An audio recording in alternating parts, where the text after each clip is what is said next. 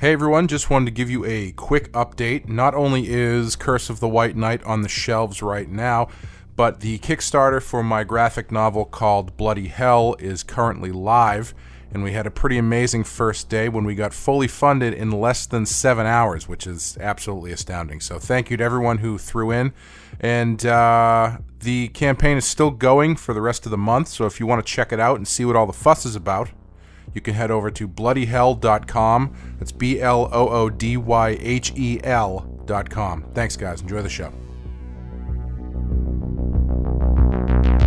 I am vengeance. I am the night. I am Batman.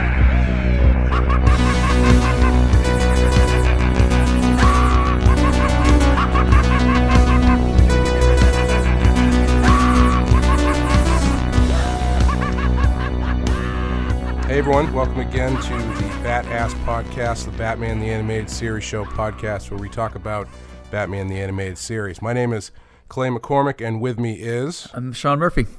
Yeah, and we are talking about a two-parter today. It's a two-part episode called Heart of Steel, Part 1 and Part 2. And yeah, we may as well just... It's the first appearance of Barbara Gordon, so that's a big deal. Yeah, I totally forgot about that. When I was reading over the highlights, I forgot that they introduced her before she was Batgirl, which is great. Yeah. I'm actually really surprised that they did that. But we'll take a quick break, and then we will get into it.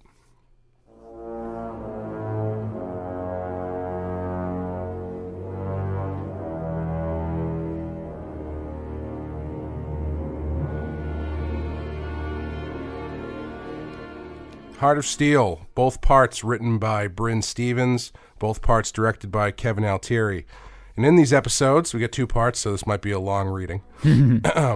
Several robberies take place at major companies, including Wayne Enterprises, and Bruce Wayne, as Batman, discovers the thief to be a mechanical briefcase. Bruce meets with his old friend, Karl Rossum, an expert in robotics who lost his daughter to a vehicle accident years ago. He also meets Rossum's assistant, Randa Duane, and Rossum's ultimate creation, a prototype AI known as Holographic Analytical Reciprocating Digital Computer, otherwise known as H.A.R.D.A.C. Bruce invites Duane to dinner, and around the same time, certain civilians start acting strangely. Most surprising is when Duane unexpectedly leaves Wayne Manor while Bruce is on the phone, and the entire Batcave turns on Batman. In Part 2, Batman manages to free himself from the Batcave's clutches and brings it back under his control, although he fails to track Duane down. They keep saying Duane. Why don't they use the first name? It's not just a dude he has over for dinner. Barbara Gordon approaches Batman to inform him of her father's sudden change in behavior. A brutal fight between Batman and Detective Bullock ensues, during which Batman pushes Bullock onto the bat signal and reveals him to actually be an android, meaning that the real Bullock and James Gordon have gone missing. And Batman knows who the culprit is, H.A.R.D.A.C. Batman must stop the evil supercomputer before it is too late. Now, Wow. I found this one pretty interesting because it felt like it didn't quite have enough story to fill 2 episodes. It's interesting. I never thought about that. Yeah, like the first episode is fairly light. You know, it's all set up. It's just kind of introducing the H.A.R.D.A.C thing, and by the end of the first episode, it's not really even clear exactly what H.A.R.D.A.C's plan is or anything. Right, yeah. But I think episode 2 is really strong, and I love the. I'm a sucker for like doppelganger and doubles and identity stuff. Right. And it kind of turns into like Invasion of the Body Snatchers by way of the Terminator, and right. I actually really liked Part 2. Yeah, I feel like because they had so much time to really expand on some of the story, like you got this great sequence where this mechanical briefcase is breaking into the office, and it's just a silent sequence of this briefcase growing legs, sneaking through sensors, and using a laser beam to cut through walls to steal. Mm-hmm. And I thought that whole thing was really well done, and I don't know if you would have had the time to do that sort of thing if you kind of jammed all this into one episode. Yeah, definitely. It's weird because I I don't think it should have been one. I just don't know if it was enough for 2 full episodes. Right. But I agree. I think they do a lot of fun stuff in the first episode that I don't think you would have the time to do in a regular episode. The briefcase stuff is cool. I actually really liked Batman's glider because it first he gets it out of like a closet on top of the building, and then after he crashes and burns, they cut to him dragging it in through the elevator of the Batcave, which implies that he like walked home with it. Just dragged it the whole way like a sad kid with a wagon. Yeah. But yeah, as far as this is one where the villain is a villain who I think is a creation of the show, at least from all of the looking up that I did. Right. And I actually really like this villain. I think the second episode really makes him a worthwhile villain because they get into the really fun body switching stuff. Right. But it's a different kind of villain. This kind of thing seems more suited for Superman, actually. I was going to say that this seems like a kind of Superman, like a Brainiac type of story in a small way. Yeah, definitely. How did you feel about Batman not knowing Bullock was a robot, and then killing him, and then realizing but killing him by throwing him into the bat signal anyway? There was a movie where someone does that, and they're like, oh no, I think this was a Simpsons episode. The Simpsons, yeah. Yeah, where we're like, you knew it was Zombie Flanders. How did you know? And he's like, he was a zombie? Exactly, yes, yeah. Yeah. Yeah, oh well. Fuck you, Bullock. Yeah. Now, how do you feel about robots as a villain for Batman? That's my one. If you had pitched this to me, I would have said no, because I feel like the pulp aspects of the genre, the sort of type of Gotham that they're going for, I don't know if it lends itself to hacking, nanotechnology, and robots, really. Right. You have kind of a 1930s Batman, and I don't really see Terminator robots fitting that. However, I stand corrected because I think this is one of my favorite 2-parters that they did. So, yeah, I think that it works. Somehow they handled it in a way that didn't feel like it was disrupting the universe that they set up, if that makes sense. Mm-hmm. Yeah, the design is actually very 30s and like Art Deco-y. Yeah. H.A.R.D.A.C design actually looks like the handle of my electric toothbrush. Oh, yeah. But yeah, it's like in the suit that Randa is wearing when she shows up for the first time, that sort of like silver thing that fully encases her head. It's another episode that feels very much like it's out of the Fleischer Superman universe. Yeah, you're right. I think you're right. That's why it worked, is you don't really see the T2 robot that often. You're kind of introduced to this Deco giant HAL looking interface, and then her like Willy Wonka chocolate factory scrubber suit, whatever. When they scrub there's in Willy Wonka and the Chocolate Factory, whatever, when they clean this thing, all the Oompas have to be wearing this like suit, right? That's what she looks like she's wearing, but she's not an Oompa. I'm sure there's better ways for me to have worded that sentence. No, I know what you mean. Maybe she was cleaning out the tubes of H.A.R.D.A.C or something. Yeah, exactly. It's a dirty job. Clean out his tubes. Speaking of cleaning, I like when Batman explains artificial intelligence and the robot situation to Alfred. Yeah. And he's like, well, at least they'll never be able to take the place of butlers. Exactly. I mean, joke's on him. Arguably, butlers are the first to go if Roombas are anything to go by. I know. Roomba is like Alfred's nightmare, basically. Yeah. Have you seen that robot that they have at Stop and Shop now? No. There is a robot at Stop and Shop. It is basically... it has eyes on it. It just follows you around, and if you need something, you can yell at it or something? Yeah, something like that. And it's like 5 feet tall. It's very thin, very tall, and it just kind of like goes around the store. And if there's a spill, it doesn't clean anything up. It just alerts people to the spill. It just comes up to you as you're ordering your steak, like, hey, psst, don't go into aisle 3. Someone dropped some glass in there. They really got to clean it up. Bye. Yeah. Basically, it's a like $1 million replacement for someone picking up the phone and say, clean up on aisle 3. But like, it's just so weird. Like, where's the return on that investment going to be? I don't know. I think I mean, the cynical part of my brain says that it's their way of getting people used to seeing robots in the grocery store. Right. That's how that's how it all starts, you know. Exactly. You get the ones that don't really have any job, that are fairly unobtrusive, Right. and then 2 years later, you've got a robot wearing a hairnet cutting bologna slices for you. Oh man, you mean like the one that was featured in Mask of the Phantasm? There was a bologna slice robot. Oh yeah, there was. Oh my god. Oh, I thought you were referring to that. Okay. No, I wasn't. I mean, I was because you're that's so how clever. on target I always am on this show. Oh yeah. Yeah. I can't wait till there's a clay robot that takes over your hosting abilities on the podcast. Oh man, as long as I get money from it, it can do whatever it wants. Yeah. Did you pick up that the guy who creates H.A.R.D.A.C, his Yeah. voice is J.F. Sebastian from Blade Runner? Totally. Yeah, and he was even modeled after him, I think. Yeah, he looks just like him. Yeah, Yeah. he really does. Because as soon as he came out, I was like, that looks a lot like. And then he started talking. I was like, of course. Yeah. Yeah, Yeah, I have it on in the background now, and I'm seeing like all the tube elevator technology. A lot of it, the robots look like Jetsons style, like Futurama style, World's Fair type tech. You know what I mean? I think that's why this works for me. Like, I wouldn't necessarily thought that they would have gone this way, but that's what makes it work basically. Like right now, I'm looking at this lamp on his desk, which is making him tea or something. Yep. Yeah, it's pretty great. Yeah.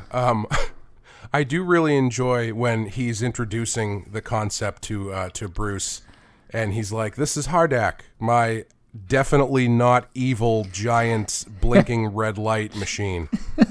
I know. Yeah, I don't know why they. I mean, do you think Hal looked evil when audiences first saw him? Like, do you think that he was designed to be eerie?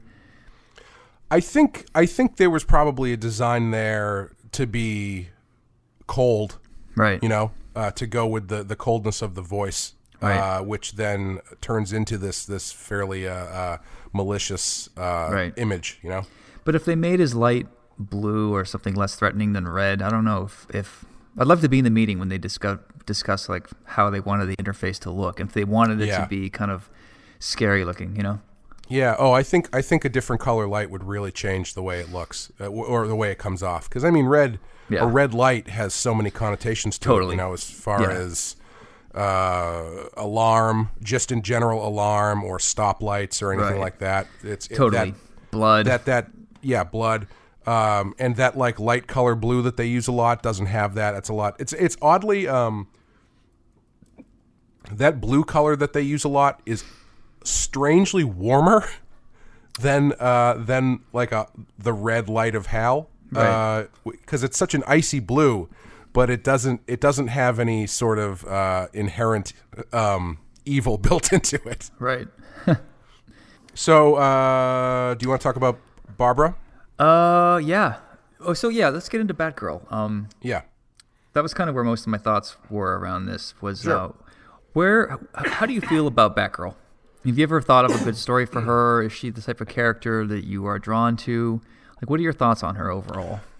I've always found Batgirl to be kind of in a weird place because I've always liked the character. Yeah. But I was looking her up because I had never really looked into her origins that much.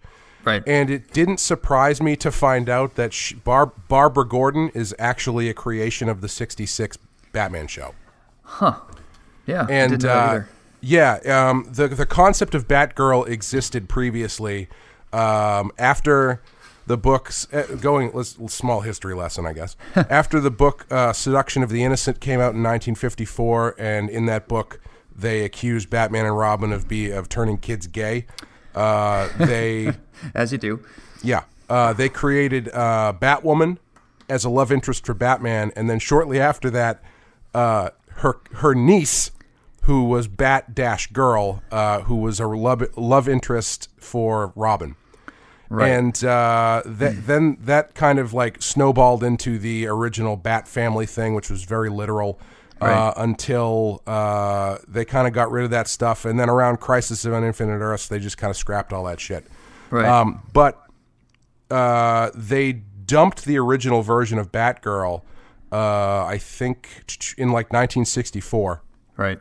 But the producers on Batman the show were looking for something to bump up ratings for season 3. And they saw the designs of this Batgirl character, and they said, let's do that. And so then they basically adopted that and turned it into Barbara Gordon, and then the comics followed suit.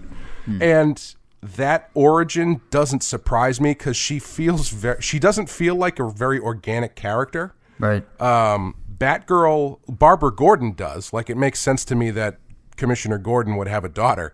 But the fact that she is also a crime-fighting vigilante who's part of the Batman family has never really sat with me as something that makes a lot of sense. Yeah. I mean, I write it that way because it's just what I'm used to. But I'm curious, when did Batgirl become Gordon's daughter? Was that the comics? That was the Batman TV show. Oh, sorry. Did you say that? I think it was in there somewhere. Okay. I thought she was Batwoman's niece. It was a different character. Oh, sorry. Okay. The Batwoman, her name was Kathy Kane. Right. When she appeared in 1956, and then in 1961 they introduced Betty Kane, who was her niece, as Batgirl. Okay. And then they ditched those characters in 1964. And then the idea of Batgirl was brought back for the show, and then consequently, with also the comics kind of followed behind. Okay. So in the 66 Batman, Barbara Gordon was her name. Yep. Okay, got it. And she's actually, in her original incarnation, she's a doctor. Originally, she's a PhD, depicted as a career woman with a doctorate in library science, as well as being head of Gotham City Public Library. Wow. Quote, presumably one of the largest libraries in the DC Comics version of reality. Wow, Yeah. I'm glad you found that stuff, man. I didn't even think to research that. That's crazy. Yeah, and I think somewhere along the line, it must have been around after Crisis. It seems like they kind of revamped her and made her more of a just sort of a normal person. Yeah. But I've actually never really dug into if there has been much of an explanation as to how she becomes Batgirl in the comics. Right. That would have been good for us to do. We can have Yeah, more episodes with her. We can do this next time. Yeah, because I mean, this is just Barbara Gordon, the character. It's not Batgirl, Right. proper. But how do you feel about her? I didn't know how much I liked her until I started to write her. I threw her into White Knight because she's there, and I thought about the Bat family, and I thought about their dynamic, and I'm like, all right, Bruce is going over the edge. He's an asshole. Nightwing's had it with him. Alfred's incommunicado because he's sick. And I thought, well, Batgirl seems to be the one who's most well-adjusted.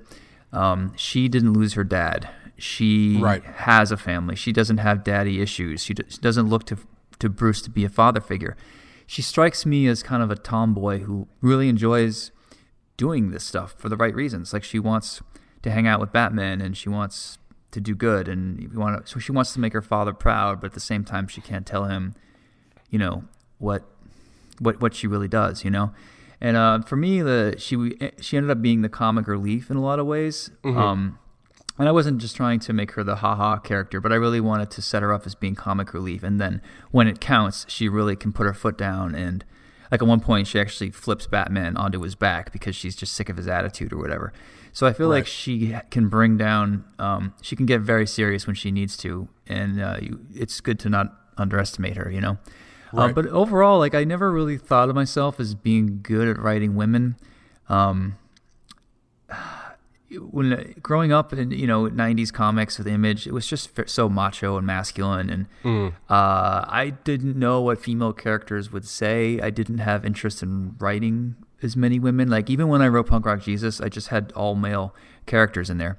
And sorry, this is getting long-winded. No, I think it's interesting because I think that's something that a lot of writers won't actually admit to. Yeah, no, I tried to fix it.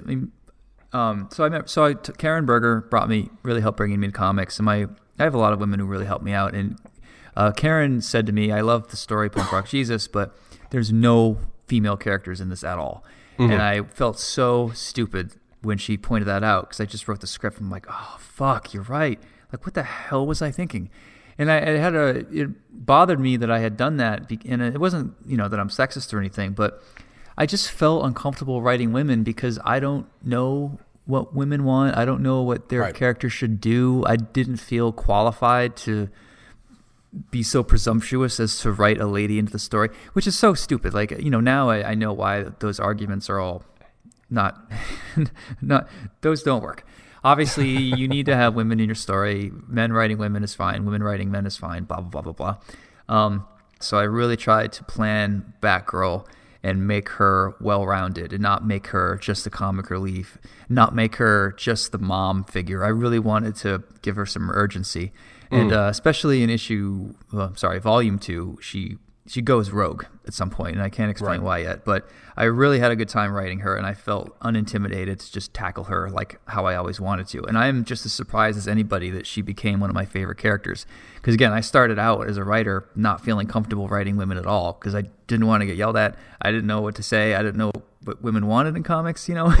Sorry, I'm kind of all over the place here. I didn't really plan this out. No. Did you have anything that sort of helped you from falling into traps of writing what would traditionally feel like a one-dimensional female character? For me, good question. So when you're writing Harley, especially, she's another tough cookie. If you don't handle her well, it could blow up in your face. And she is a victim of the Joker or / survivor. But so for me, it was important for her to admit her flaws and own it, and almost say, I know I'm fucked up. I know I made a lot of mistakes, but I wouldn't really change much because that's just who I am. I know who I am now. Like, if you took away my flaws, I wouldn't know who I was anymore. Right. Even with Neo Joker, like, she kind of likes being fucked up because if she wasn't fucked up, she wouldn't recognize herself. And I think it's okay to embrace that we're all a little fucked up. So for me, you can have a character that has flaws, but as long as she's self-aware, he or she is self-aware, that can kind of save it. So with all of my female characters, I try to make them more than just one-dimensional. But the other thing, too, is like I don't really draw TNA type art as well, to bring in another angle of this. But yeah, in the 90s, it was a lot of girls wearing tight shirts and, impossible skinny waists and all that. And I was never really that kind of artist anyway. Like, I always drew women. I tried to draw them more empowered, more equally viewed as men. If I drew a woman TNA, I would try to draw a man TNA just to balance it out. It's just how I've always sort of approached it. Maybe it's like my Catholic guilt or something. But when I started getting more into writing, I think it makes sense that I didn't just do damsels in distresses. Like, I automatically went for like the punk rock Jesus, the woman she's a doctor. She's the clone scientist, so she's smarter than anybody. Like, I always tried to make women the strongest characters I could. And even with books like The Wake or Tokyo Ghost, I was always sort of pushing the writer, like, hey, can we beef up the girl a little bit? Make her more than just a girlfriend character. Right. The whole Me Too thing in comics. Like, I want to be a part of the solution, obviously. So I've been sort of trying to do my best as I can, and being very careful when it comes to characters like Harley Quinn, especially. Yeah, and I think it's easy to well, let me phrase that. I think sometimes it's hard to admit that when you don't know how to write a character, so you're specifically not doing it because you're kind of afraid to do it. Right. And I think a lot of people who start writing who only know X certain who grew up on that kind of style of comic might not be used to writing a female character for exactly that reason. Right. But I think that's why you have to work that much harder and really, like you're saying, kind of break it down. And figure out how to push through that, and it's unfortunate that those preconceptions are there, but unfortunately they are for a lot of people. Like the first comic I ever did, that I wrote myself, called Dead Meat. It only had a couple female characters in it, right? And I didn't do that on purpose. It was because the characters that I was writing were based on friends of mine. And I didn't have many female friends I hung out with all the time. So Right. it just ended up swinging that way. But when I saw that happening, I was like, oh, geez, there's obvious reasons why this isn't good. So I think and the thing I'm doing now too, I'm working on a book that takes place during the First World War, primarily on the front lines, Right. and there weren't really a ton of women in the trenches. Right. As soldiers, firing guns, but I found a way to work it in a way that, luckily, based on the concept of the book, doesn't feel that weird. Right. But it's that kind of stuff that you have to keep your eyes open for, because it's very easy, especially as a guy, to forget to do that. Yeah, totally. And I think that's what Karen was gently nudging me to do, and she didn't have to say much before I caught on. But I think that.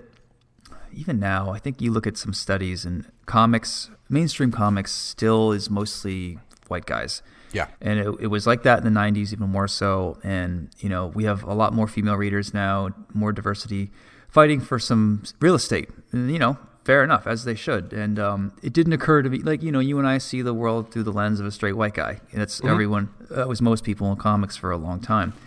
And, when I started waking up to that fact and trying not to do what they did in the 90s, try to make an effort to write compelling female characters. Yeah, I was happy to do it. And I don't know. Yeah. I mean, it seems so irresponsible to just write, a bland, one-dimensional chick in your comic. Oh, of course. It's just 100%. Yeah, but it's funny though, because I really enjoy a lot of these B movies from the 70s, and those women were not written well. Yeah. Yes. Well, it's I always think it's one of my favorite movies is The Thing, and there's no women in that movie. Yeah. Yeah, I'm a Shawshank Redemption fan. No women in that movie, Right. except the one he kills at the beginning. Which is not great, unfortunately. I know.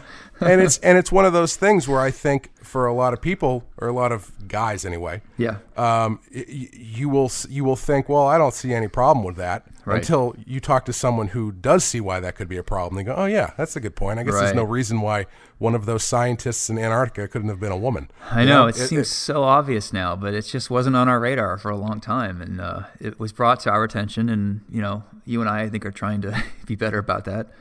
Yeah, and I think comics as a whole is too, which I think is really great. And you want, sitting at a table, seeing my readers, especially when you do image books, I felt like half of my readers were women.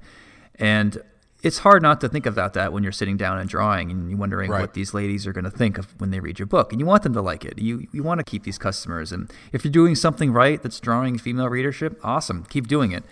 Because those are like the untapped resources of comics. I think a lot of people see women coming into the industry as some sort of weird threat. I think it just makes us better. I mean, I think I think it challenges us and asks us to be better. And I think, and I mean, I think also the more books you have that are going to appeal to women, you're going to have the more women who are going to want to get into the business. Right. And they're the ones who are in the ones who are in are very good. Yeah. They are fantastic artists, fantastic writers, and it's nothing but a positive. Yeah, for sure. And it makes us, even when we did the apprenticeship, I wanted it to be 50-50 if I could. I just feel like it's better when you're not homogenized. I think it's better when you're mixed up, because you have new people in the drawing studio that have different ideas, and it wasn't just for like optics and diversity points. I legit feel like it is better to diversify the team just for the sake of creativity, full stop. Yeah, absolutely. But as far as Barbara Gordon is concerned,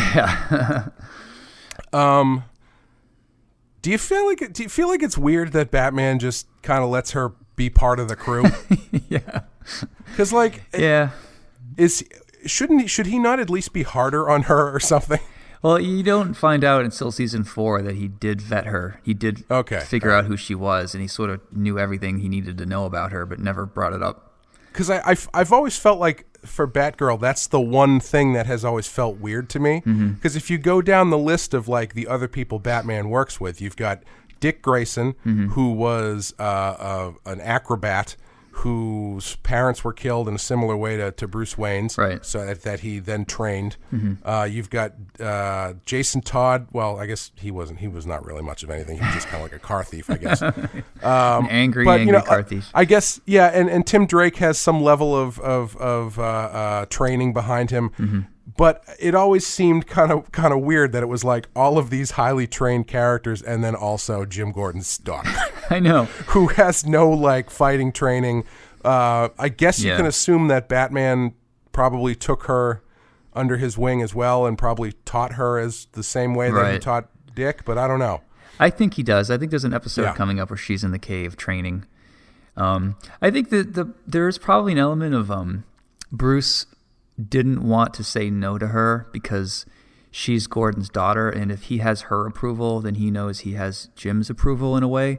Like, I think there's a psychological boon to him befriending Barbara as Batgirl and bringing her into the clique, you know? Do you think there's another way you could view it, though, where Batman would actively try to push her away because she's Jim Gordon's daughter? Totally, yeah. You could write it that way as well. I mean, I think both work, depending on which way you want to handle it. Yeah, I mean, you could even go for kind of a combination of the two, where he pushes her away because she's Gordon's daughter, but he knows also that she's going to get herself killed if she keeps doing this. Right. So then he has to try and like, all right, well, if you're going to do this, I may as well teach you how to do it right. Exactly, yeah, I think so. I also like how... Step one, move to the outskirts of some karate village for 5 years. Karate village. I think it's interesting how Robin, I don't know if it was in this episode so much as when she becomes Batgirl, but he's more resistant to her. He's slightly more sexist. I think he even says, like, you can't tag along, little girl. He says something really patronizing to her, and I don't think Batman ever said anything like that to her, but Robin does. Robin seems to, a couple episodes ago, I think it was the Ninja episode, I mentioned how it felt like Robin seemed really young and seemed like really kind of goofy and kid-like. And I think, even though he's supposed to be like 19, I think they're writing him as sort of the voice of the viewer. Right. So he has more of a childlike outlook on stuff. And so I'm assuming they're probably using that opportunity to have a character with a younger mindset be like, ew, girls. And then Batman be like, yo, shut up, dude. Yeah, that gives Batman the opportunity to be like, Robin, do not be sexist. Yes, exactly. Yeah. Yeah. Yeah. I don't know. I really like, and I didn't know how huge Batgirl is to readers. Yeah. Men and women. They just love her. And I mean, I got to redesign her character for the mainstream comics recently. It was a friend of mine was editing the books, and she said, do you want to do some Batgirl covers? And I said, okay, great, but I want to do them my way. Like, I don't want editorial interference. Can you do that? She's like, yeah, sure. And I'm like, good, because I don't do any other work at DC other than my own book, so if we're gonna do this, we're gonna do it right. So she's like, fine. So then the powers that be at DC realized, wait, Sean's doing these covers? How did you agree to get him to do this? Sean never does anything but his own book. And she's like, oh, Sean's a friend and he's doing me a favor. So suddenly they're like, well, let's get Sean to redesign the character. So she's like, well, they want you to redesign the character, but they can't afford to pay you anything. So I was like, okay, well, I guess I'll do a quick sketch. And she's like, well, how do you see Batgirl? And I said, well, I see her as I drew her in White Knight. That is my Batgirl, kind of like the Burnside meets, I don't know, something. But the mask, all she's wearing is like a spirit mask. She's not wearing a cowl of anything that covers her head. Like, I really wanted to reveal her hair. And the bat ears come through like a barrette or a hairband or something underneath her hair. I'm dating myself by using the word barrette. Anyway, like scrunchy. There you go. Yeah, much better. So they said to me, okay, we want you to redesign her, but we want you to go off of this costume. And they sent me the fucking worst one. They sent me Batgirl Year One, which is gray and blue with a yellow band. It's like the most boring. I hate this costume. I don't know who's listening to it, and if you are and you're crying right now, I'm sorry. So I toyed with the Year One costume. I tweaked the boots a little bit. I got rid of the cowl and just went with the spirit mask. I didn't do much to it. And I see people online who are bagging the costume all the time. Like, I fucking hate this costume. Sean Murphy thinks he's so cool. He designed this. It looks just like the year one costume. And I want to chime in and be like, yeah, I hate that costume too. I didn't want to design this. They didn't even tell. I didn't get paid for it. Like, all I did was if you want to see my Batgirl, go to my book. I do not like gray Batgirl at all. They made me do it. I regret taking the gig. I actually only ended up doing 3 covers instead of 4. Because then they started weighing in more and more and getting way too interested. And I thought, you know what, this is not what I signed up for. So this is why I don't do a lot of mainstream comics. Yeah. I also think that costume, for whatever reason, is one of those costumes. Your redesign is one of those costumes that doesn't look. If you don't think it looks good when you draw it, it looks even worse when a lot of other people draw it. Yeah. Because, and I hate to bag on other people drawing that costume, but it just I thought Capullo's Batman redesign was the same thing. It looks great when he draws it, but then I saw someone else do like a promo, and I was like, ugh. Yeah. It just doesn't. There's so many little bits that he knows how to make work, and I think that you know how to make work. Right. That when you are just drawing Batgirl as part of this other thing, and you got to use this costume, and it's like, all right, she's got some straps on her shoulders and shit. I know. It doesn't translate as well as it could. I can't wait till they get past the crappy Sean Murphy version and get back to. I like the Burnside. I thought the purple and black was awesome. I don't think it needed to be fixed, but. I'm surprised that you didn't angle to do a cover with a motorcycle, because she's got a motorcycle in the Burnside book. I did actually. So I did do. Oh, really? Two motorcycles that I did for the new Batgirl, and I picked up like a BMW concept bike, and I gave her. I tried to pick something easy that the artist. Clearly, I didn't read them. No, it's okay. Well, so they wanted me to. So I said, let me redesign her motorcycle too, and they were like, great. But I had to design a bike for other artists, and I know artists hate drawing machines, so I tried to draw something that any artist could generally get. So I tried to go with basic shapes and draw a turnaround for this bike just to make it easier on artists who hate drawing ellipses and stuff like that. So yeah, that's why it has square wheels. Yeah. Oh man, sorry. I'm doing way more talking about inside stuff than I usually do on this episode. No, I think that's a fun story. I enjoy that story. The funny thing, we mentioned earlier that we were going to wait to go into detail on Batgirl, but we're here, so we may as well. Might as well just get it out there.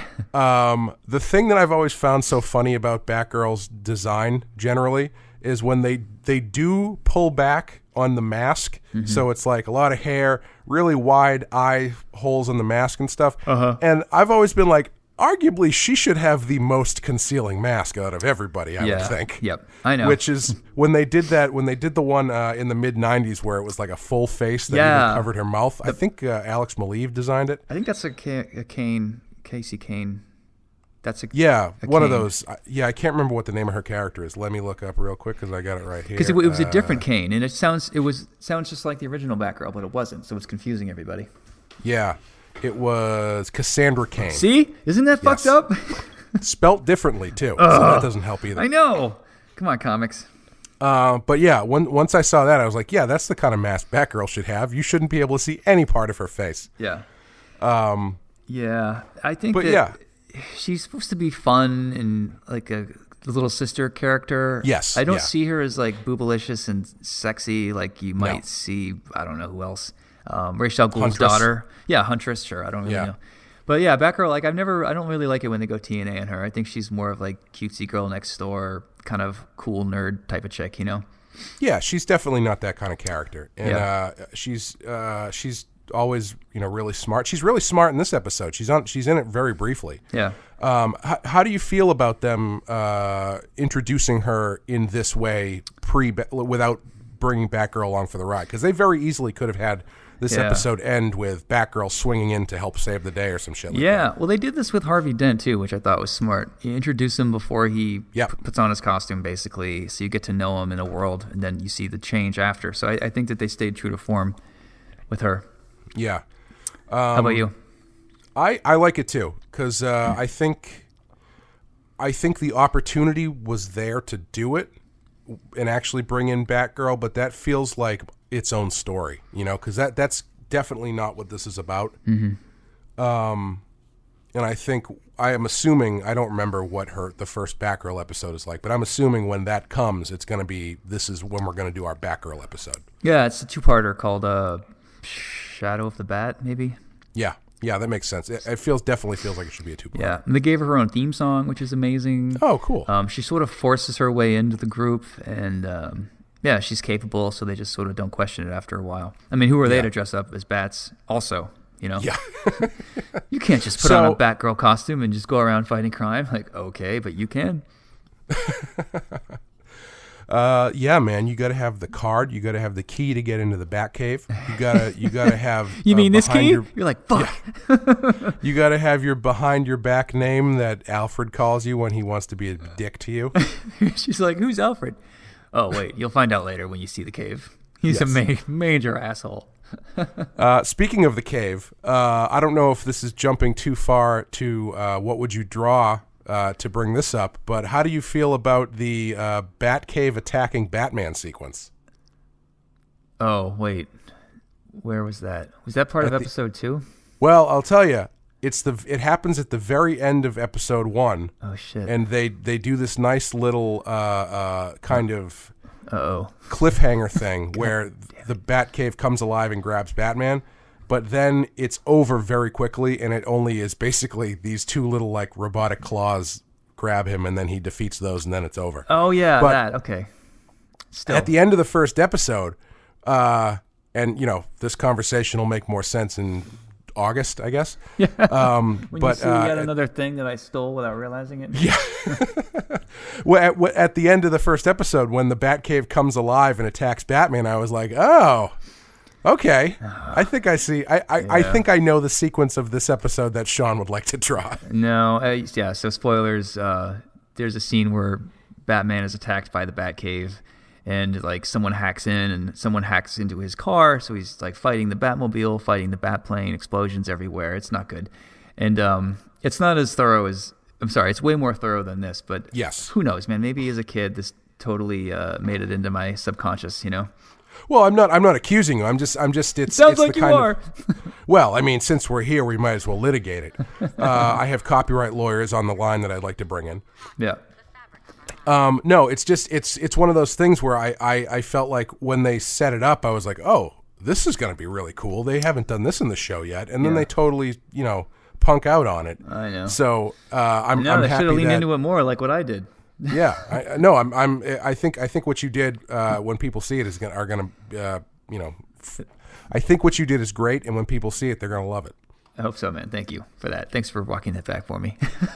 No, you want to talk about ripoffs? There is an episode where Batman's on trial, and I think I mentioned this in another podcast, but it's a lot of the White Knight arguments that Joker uses is almost word for word from this one episode. And I totally forgot this episode existed, and it came on while I was working, and I'm just like, oh my God, it's all there.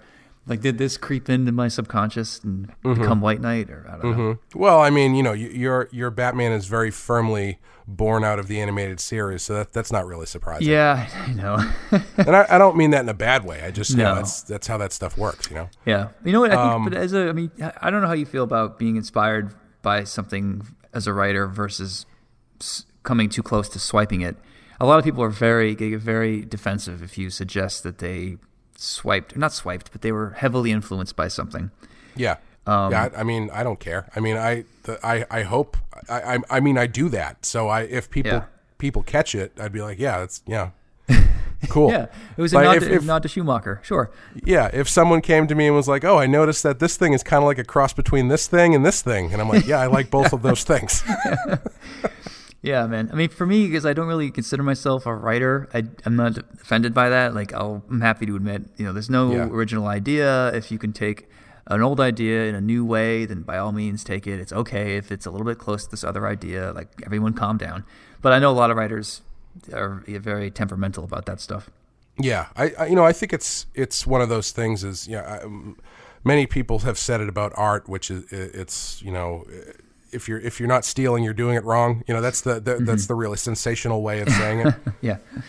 But it's that kind of thing where it's like you're taking in all this stuff. Of course, the stuff that you put out is going to be some sort of synthesized version of all that stuff. It makes perfect sense. It has to be. I mean, no man is an island or no woman's an island, so it makes sense. Right. Yeah. I mean, the greatest people who have ever made movies, you can draw direct lines to the movies that they are ripping off. Yeah. George Lucas, Francis Ford Coppola, you can draw all these lines directly to French stuff or Japanese stuff. It's like it's all out there, Russian stuff. It's funny. I think like in art school, swiping and getting caught for it in any way was more damning. But when you're a professional, people just accept that you get influenced sometimes and you come close to an idea, you steal this little bit, you steal that part over there, and you make a new idea.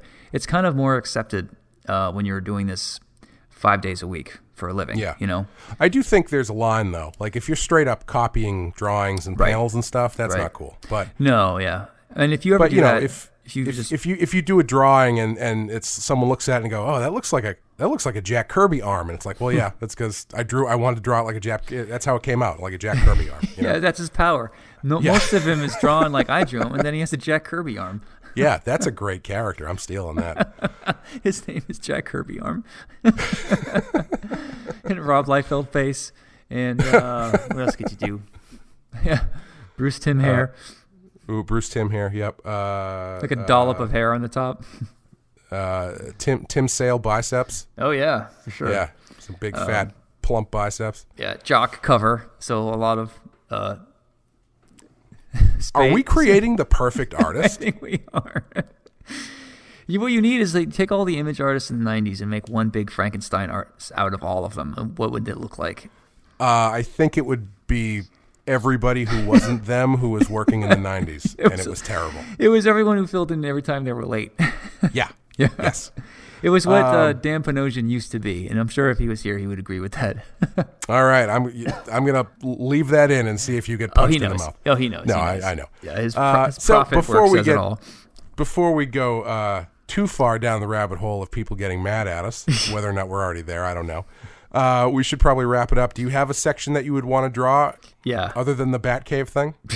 I would like to draw the beginning where the briefcase is sneaking into the office. Oh yeah, that'd be fun. I love drawing tech, and I have a thing about drawing office spaces for some reason, like drawing like cork boards and posters, and I don't know what it is, but I just always love drawing office equipment. Is it because you've never worked in an office and it's a world that you've always wanted to just reach out and touch? Oh yeah, it's the unattainable for me. Yeah. I mean, it makes sense. Yeah. Yeah, and everything's so geographic, and you can use a ruler on everything. There's nothing organic, so I don't know. That stuff just comes more easily to me than drawing, women's hair, for example. I'd rather just draw a desk. That's why all of White Knight 2 takes place in a boardroom. Sexy desks. You drew a woman behind the desk. Is she attractive? Yeah, but check out that desk. Yeah. How about you? What would you draw? I think I would draw the Bullock fight. Where he gets electrocuted? Yeah, well, I would love to tackle that in like the Terminator kind of thing. Yeah. Right? Maybe not the Bullock fight, but one of the later fights where they start like knocking pieces off of them and exposing the robots and stuff. Right. I really enjoy that stuff. I thought that stuff was cool. The face half off with Terminator face underneath half. You know what I mean? That's always that's a big 90s thing, but I think still is. It's always going to have a warm place in my heart. Yeah, I agree. It's funny. I know that H.A.R.D.A.C comes back because I know that there is a Batman robot that shows up. Yep. And I assumed it was in this episode, but when it wasn't, I was like, oh yeah, that makes perfect sense that they would come back to this because that's like the one thing that they didn't do. I mean, replacing Bruce Wayne or Batman with a robot is like a slam dunk. I'm surprised that wasn't their first story idea. I know, it's such a nice callback to this episode because I don't think it's a spoiler to say that Bruce Wayne comes back or there's a robot Batman wandering around there. And I forget if the robot knows he's Bruce Wayne as well, and therefore does H.A.R.D.A.C. I think H.A.R.D.A.C must because he knows her in name? This. That's right. Yeah, Duane. Yeah. Makes sense. Yeah, whatever her name is, I can't remember what it is. She finds everything out in the Batcave because she You're right. knocks out Yeah. Alfred and then just wanders down there. I wonder if he created Batman after that. Huh. I know at one point the robot Batman thinks he killed someone and he freaks out. So he has a moral compass even though he's just circuitry, which I thought was cool. interesting. Yeah. Yeah. And it also talks Yeah. about the whole Batman doesn't kill thing, which to me I thought was obvious, but apparently there's a lot of disagreement about that now. Yes, yeah, and I mean that's cool. Artificial intelligence stuff like that is always fun.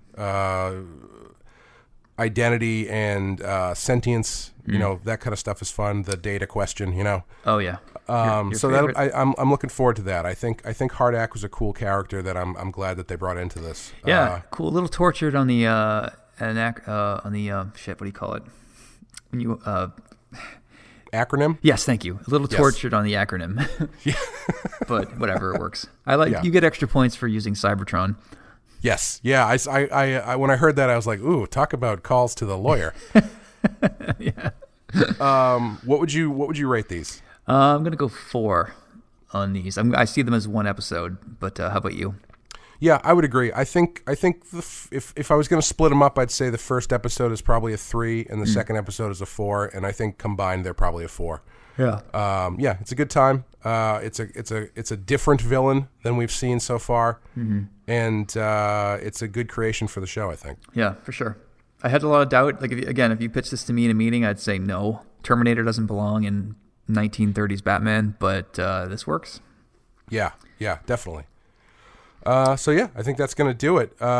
Next time we will be back with Joker's Wild and Tiger. If you like the show, follow us on Twitter at BATTASS Podcast, or shoot us an email, BATTASS BATTASS podcast @gmail.com.